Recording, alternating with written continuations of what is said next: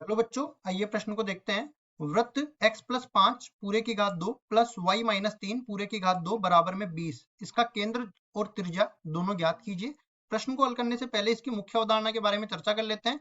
मुख्य अवधारणा, तो यहाँ पे देखिए, हम वृत्त के बारे में चर्चा कर लेते हैं। वृत्त का बिंदुपथ बनता कैसे है, लिखते हैं। एक ऐसे बिंदु का बिंदुपथ, एक ऐसे चर बिंदु का बिंदुपथ, चर बिंदु का बिंदुपथ, बिंदुपथ जिसकी स्थिर बिंदु से, जिसकी किसी स्थिर बिंदु से, किसी स्थिर बिंदु से दूरी, बिंदु से दूरी नियत होती है, नियत होती है। अब देखो, इसको समझाता हूं मैं। ये कहना चाहता है कि एक ऐसे बिंदु का बिंदुपथ, मतलब ये चर बिंदु है, मतलब गमन कर रहा है, और एक स्थिर बिंदु मैंने यहाँ पे रख दिया और ये बिंदु मैंने यहाँ पे रख दिया।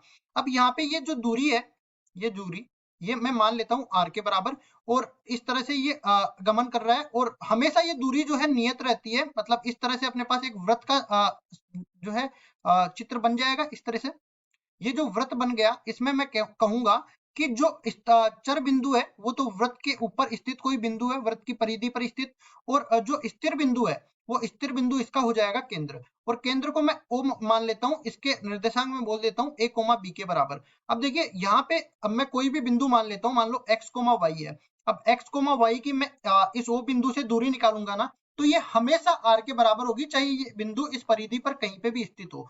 तो ये अगर मैं इसका देखो, दो बिंदुओं के बीच की दूरी का सूत्र मैं लगा देता हूं, तो ये बन जाएगा x निर्देशांकों का अंतर इस पूरे का वर्ग प्लस y निर्देशांकों का अंतर इस पूरे का वर्ग, और पूरे का आ जाएगा वर्गमूल। और हमें ये भी पता है कि दूरी किसके बराबर है, r के बराबर है। दोनों तरफ वर्ग कर देते हैं, तो ये बन जाएगा x माइनस a पूरे का वर्ग प्लस y माइनस b पूरे का वर्ग बराबर हो जाएगा r स्क्वायर के। तो यहां से मैं कह सकता हूं कि केंद्र तो क्या निकल के आ गया, केंद्र, केंद्र यहाँ पे मैंने पहले ही माना था a, b के बराबर है, और इसकी त्रिज्या जो है, जो नियत दूरी है, उसको बोलते हैं त्रिज्या, ये r के बराबर है। स्थिर बिंदु को केंद्र बोलते हैं, और जो दूरी है उसको त्रिज्या बोलते हैं। अब जैसा समीकरण में दिए रखे हैं वो पहले मैं लिख देता हूँ, x प्लस 5 पूरे का वर्ग प्लस y माइनस 3 पूरे का वर्ग बराबर में 20 के दे रखा है, तो इसको भी लिख देते हैं। x प्लस 5 पूरे का वर्ग प्लस y माइनस 3 पूरे का वर्ग बराबर में 20 ये दे रखा है। तो यहां से मैं तुलना करूंगा, पहले तो मैं इस तरह से लिख देता हूं इसको, x माइनस में 5 ये बन गया, और पूरे का वर्ग हो जाएगा। इसी तरह यहाँ पे बोलूंगा मैं y माइनस 3 पूरे का वर्ग बराबर हो जाएगा वर्गमूल में 20 और इस पूरे का वर्ग। इस तरह से मैंने लिख दिया है। तो यहाँ से मैं तुलना करने के बाद बोलूंगा कि a का मान तो -5 के बराबर है, b का मान 3 के बराबर है, और r का मान वर्गमूल में 20 के बराबर है। तो केंद्र किसके बराबर माना था मैंने, a, b के बराबर, तो केंद्र o किसके बराबर हो गया, -5, 3 के बराबर, और इसकी त्रिज्या जो है ना, त्रिज्या बराबर हो जाएगी वर्गमूल 20 के बराबर। ठीक है, और केवल केंद्र और त्रिज्या हमें निकालनी थी, तो यही हमारे उत्तर हो जाएंगे। आशा करता हूँ ये सवाल आपको समझ में आया होगा। धन्यवाद।